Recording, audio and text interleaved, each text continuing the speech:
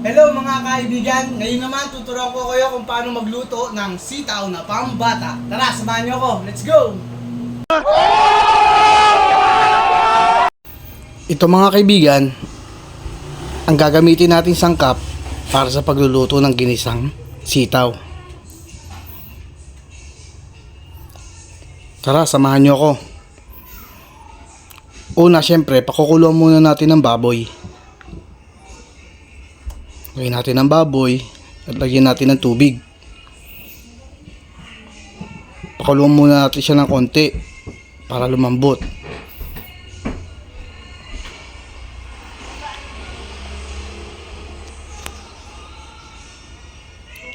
Tatakpan muna natin para mabilis lumambot, kaibigan.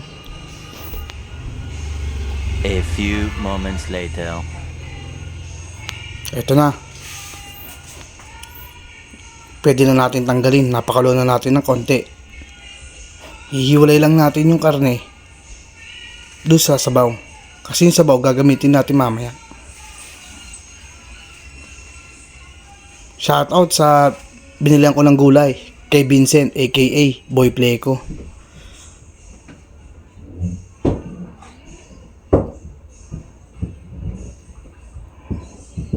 Tara, mag-gisa na tayo.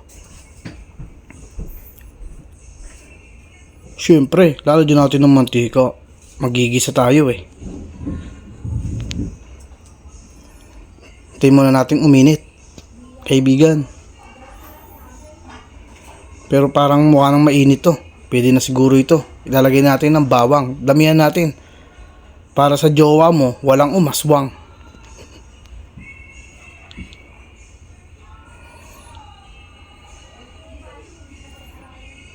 Pag mamula-mula na, pwede na kagad ilagay ang sibuyas.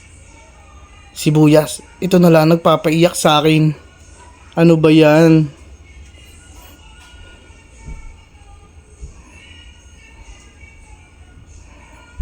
Ayos mo ka, kaibigan.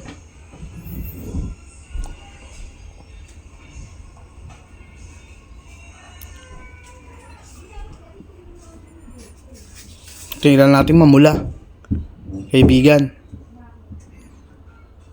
Yan, lagyan natin ng paminta. Siyempre, paminta. Ito sikreto, pampasarap to eh. Pwede na ilagay ang karne natin para igisa. Halo lang tayo ng halo para pare-parehas ang texture ng luto. Yan, takpan natin. Uy, lumalaban pa, pumuputok-putok pa, kaibigan. Yan, ayos na. Halo-halo lang muna natin.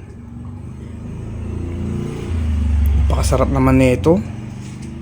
Pwede natin lagyan ng Lawrence patis. Lawrence patis, baka naman lagi kang gamit. Isa lang, pwede na ito.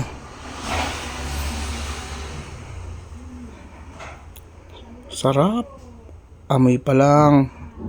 Hindi ko maintindihan kung ano ba ito niluluto ko, kung ginisa ba o karne. Para naparami yata yung karne ko. Pero mas masarap. Maraming karne syempre. Yun no. Ayan na.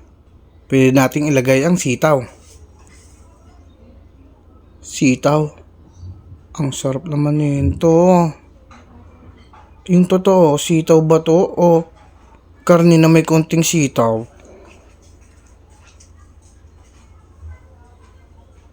Wow na wow, kaibigan. Sarap. Ito na, ilalagay na natin yung pinagpakuluan kanina. Para yung lasa nandun pa rin. Walang kalasang, kaibigan. Halo lang ng halo. Humalo na ng humalo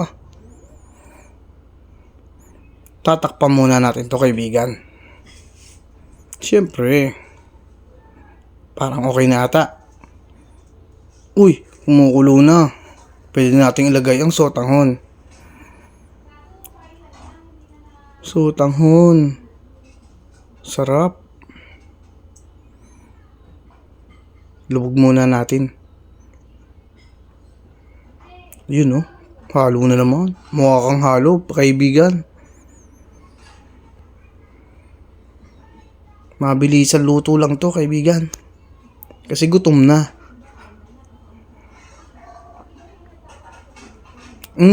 Ayos mo ka, kaibigan. Ito na po siya pagkatapos maluto. Wow. Ilang po. Thank you for watching. Share naman dyan mga kaibigan. Maraming salamat.